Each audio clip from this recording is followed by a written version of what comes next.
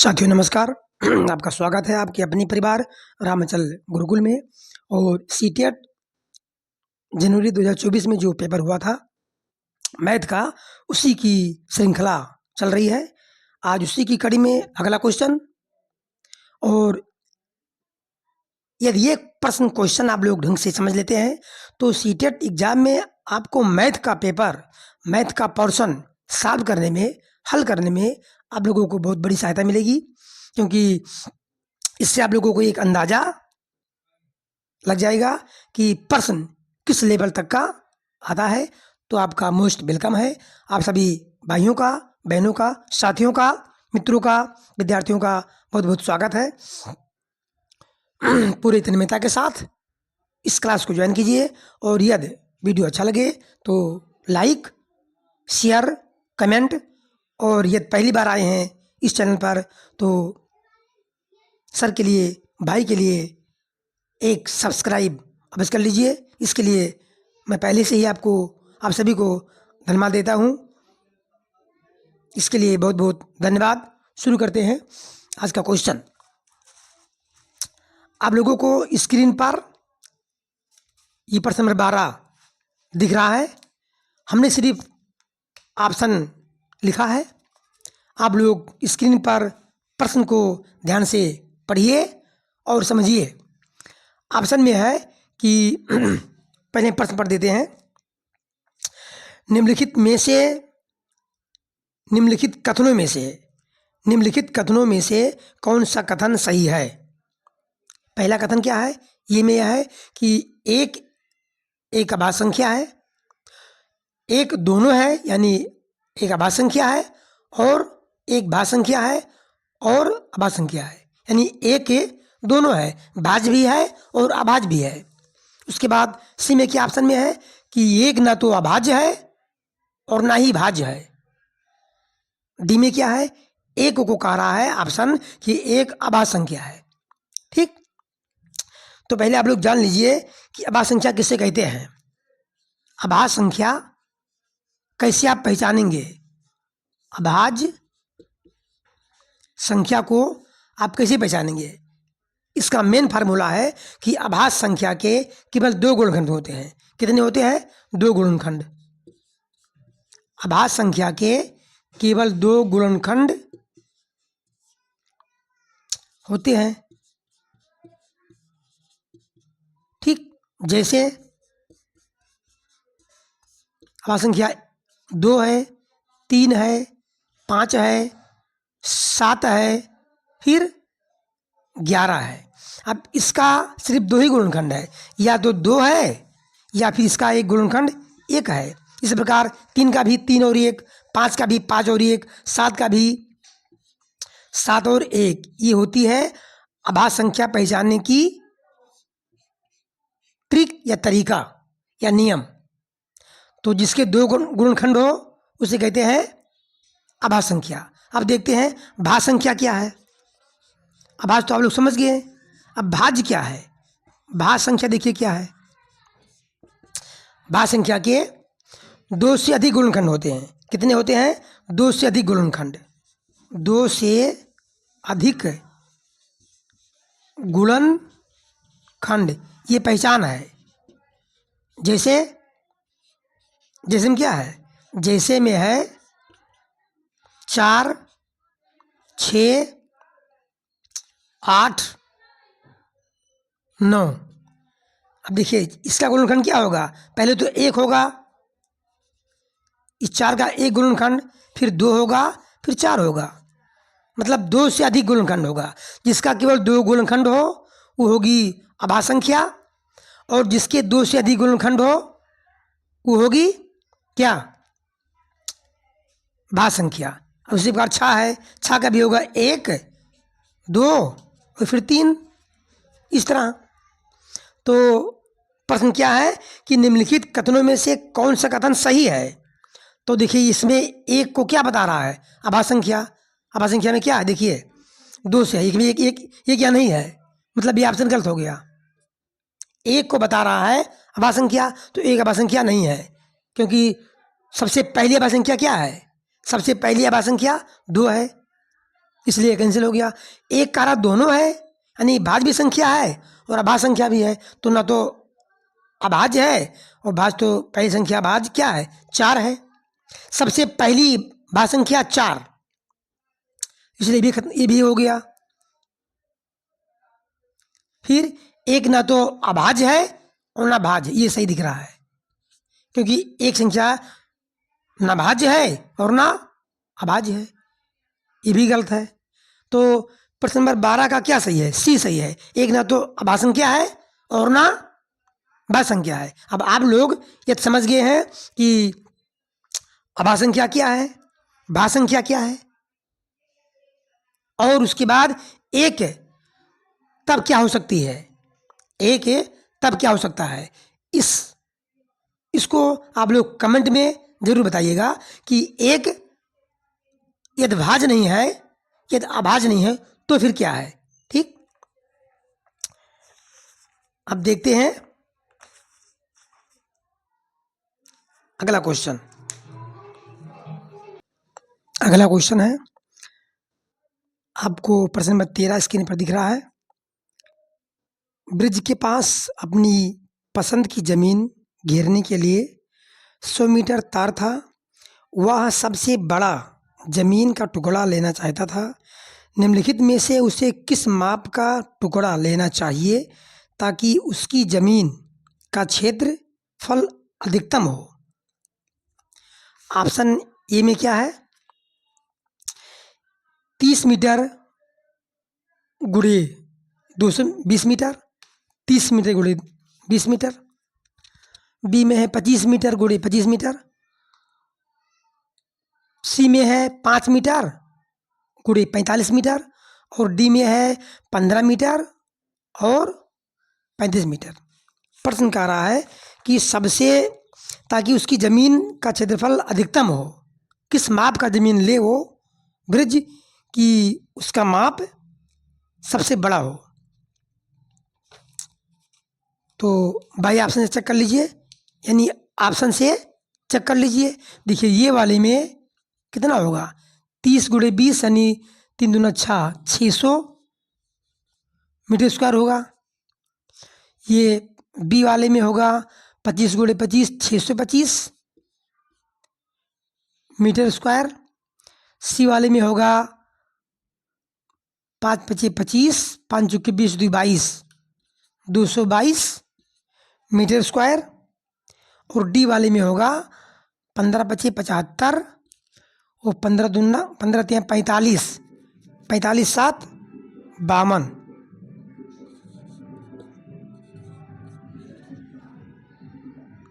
तो सबसे ज़्यादा कौन है, बी वाला। तो इस प्रश्न का उत्तर ऑप्शन बी सही है। ठीक, प्रश्न नंबर 14।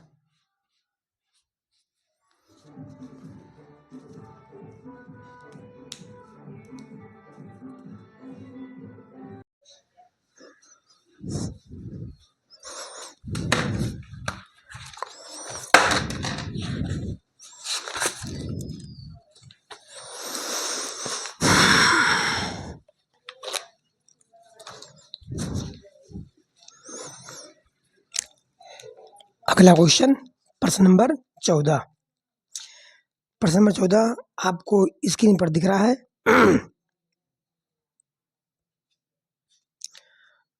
मैं सिर्फ यहाँ ऑप्शन लिख रहा हूँ। ए में है वर्ग,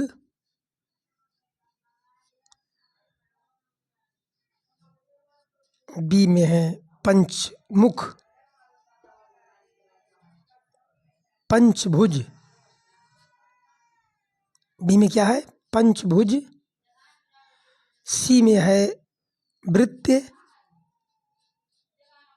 और डी में क्या है, समद्विबाहु, समद्विबाहु। डी में है समद्विबाहु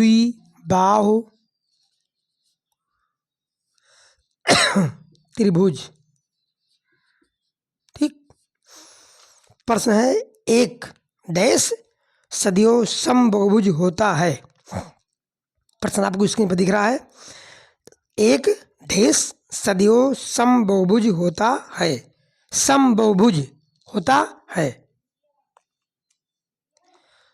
तो देखिए इसमें सम का मतलब क्या है, कह रहा है समबहुभुज, तो सम मतलब बराबर, बहुभुज का मतलब जिस आकृति में बहुत सी भुजाएं हों, अनेक भुजाएं हों, उसे कहते हैं समबहुभुज।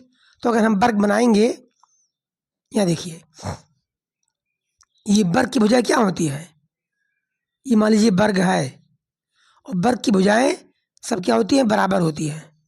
ठीक, पंचभुज, इसमें 5 भुजा रहेगा।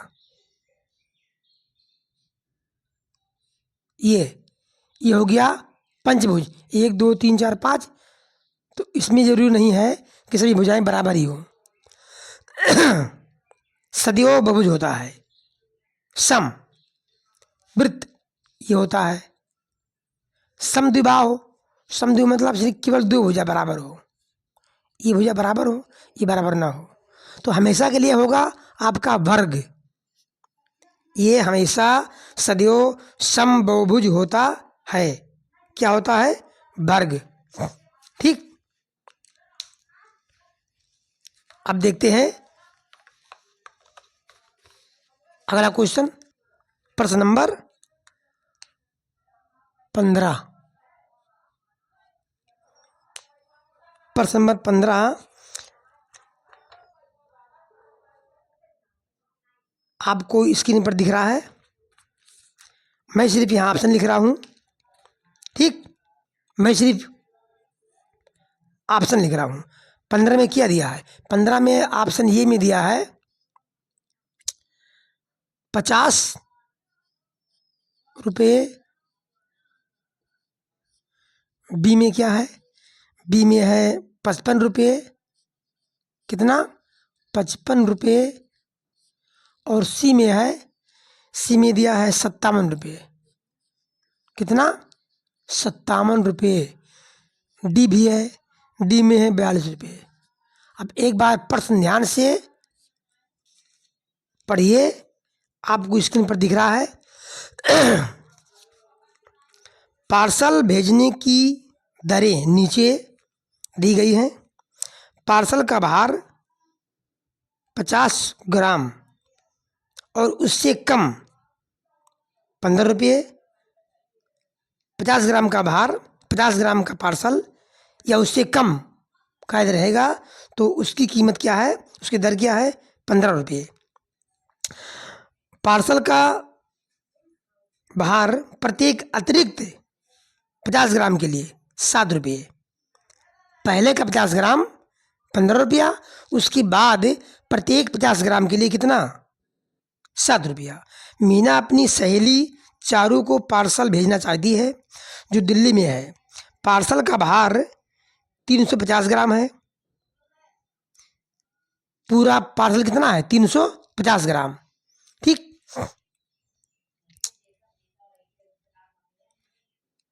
दरों को देखकर पार्सल भेजने की सभी राशि का चुनाव कीजिए। ठीक, चलिए आप लोगों ने प्रश्न ध्यान से पढ़ लिया होगा, बिना प्रश्न ध्यान से पढ़े, ठीक है, जब प्रश्न की भाषा आप लोग समझ जाएंगे कि प्रश्न पूछ क्या रहा है, तभी उसका हल आप लोग कर पाएंगे और समझ पाएंगे। देखिए प्रश्न ही कह रहा है कि पूरा पार्सल कितना है, पूरा पार्सल 350 ग्राम है। ठीक, इसी 350 ग्राम को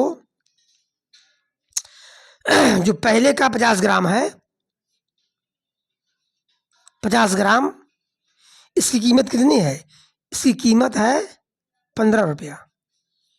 ठीक, बाकी 50 ग्राम, बाकी प्रत्येक 50 ग्राम के लिए उसकी कीमत है कितना, 7 रुपया।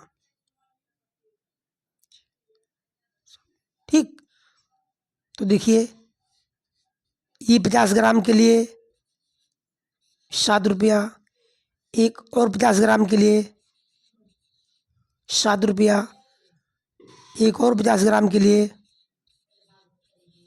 7 रुपया, एक और 50 ग्राम के लिए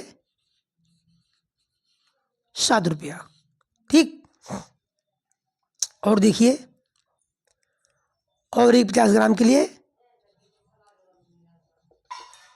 यही करते रहे, 50 ग्राम के लिए 7 रुपया। 1 2 3 4 5 6, एक और 50 ग्राम के लिए 7 रुपया। टोटल कितना होना चाहिए? 350 ग्राम। तो 1 2 3 4 5 6 7 बजे 35, टोटल हो गया 350 ग्राम। अब ये इसको पहले का 50 ग्राम कितना है? 15 है, ये 15 कर दूँ यहाँ, और बाकी प्रत्येक 50 ग्राम के लिए 7 रुपया। तो 1 2 3 4 5 6, 6 सते 42, 5 2 7 और 4 1 5, कितना हो गया? ये आपका हो गया 57 रुपया। इस प्रकार का प्रश्न सीटेट के एग्जाम में, मैथ के पेपर में लगभग हर बार पूछता है, और इसमें बच्चे गलती कर देते हैं, इस प्रश्न की भाषा को समझ नहीं पाते हैं, और प्रश्न हल भी नहीं कर सकते हैं, हल भी कर नहीं पाते हैं, इसलिए ये प्रश्न छूट जाता है। तो आप लोगों को मुझे उम्मीद है समझ में आ गया होगा, क्योंकि वही कह रहा है ये कि जो पार्सल है उस पार्सल में कितना पूरा है? 350 ग्राम। अब 350 ग्राम में पहले का 50 ग्राम उसकी जो कीमत है कितना है? 15 रुपये देना है।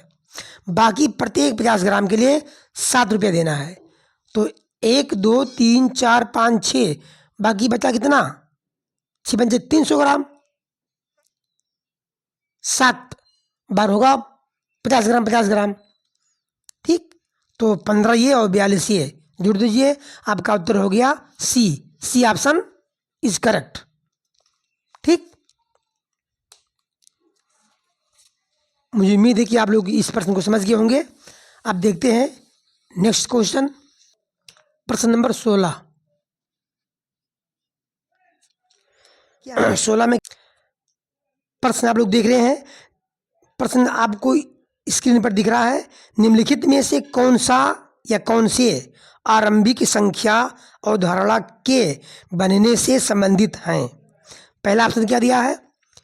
पहले ऑप्शन में है एकैकी संगति, ये कैकी संगति, मैं सिर्फ ऑप्शन लिख रहा हूं। ठीक, बी में क्या है? पदानुक्रमिक समावेशन, पदानुक्रमिक अनुवेशन।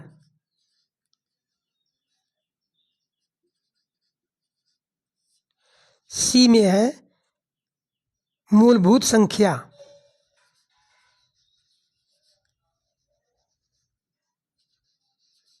मूलभूत संख्या। ठीक, ये 3 दिया हुआ है। अब इसमें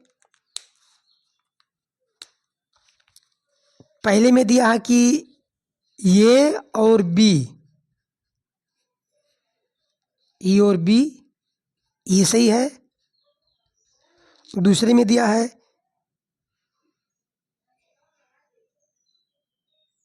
ये और सी। तीसरे में दिया है ये बी और सी। चौथे में दिया है केवल ये। ठीक, तो प्रश्न क्या है? निम्नलिखित में से कौन सा या कौन से आरंभिक संख्या अवधारणा के बनने से संबंधित है? ठीक, तो इसमें देखिए, इसमें पहला ऑप्शन है एकैकी संगति। इसका मतलब होता है जैसे कि एकैकी संगति, एक के बाद दूसरा, दूसरा के बाद तीसरा। प्राइमरी बच्चों को समझाने के लिए कैसे करते हैं? एक के बाद 2, गिनती सिखाना है तो के बाद 5 नहीं आएगा, 1 के बाद 2, 2 के बाद 3, इसे कहते हैं एकैकी संगति। ठीक, ये सही है। डी में क्या है? पदानुक्रमिक अन्वेषण, कर्म के अनुसार बच्चों को कोई चीज सिखाना, कर्म के अनुसार। जैसे हमको सिखाना है बच्चों को, कोई वृक्ष है, पेड़ है, तो पहले गेहूं का बिया है, डालो खेत में, पौधा बनेगा, गेहूं लगेगी। कहने का मतलब पदानुक्रमिक क्रम से तब बच्चा सीख जाएगा। लेकिन जो ये मूलभूत है, ये भी सही है। मूलभूत संक्रिया, ये मूलभूत संक्रिया मतलब मूलभूत संख्याएं, ये क्या है? संख्याएं हैं। तो उसमें क्या होता है? धन, ऋण, गुणे, भाग। ये हमको बच्चों को नहीं सिखाना डायरेक्ट, क्योंकि बच्चा इसको समझ नहीं पाएगा, इसलिए ये गलत होगा। तो आपका सही क्या हुआ? ए और बी। ऑप्शन नंबर कौन सही है? ऑप्शन नंबर ए सही है, ए और बी। कुल मिला करके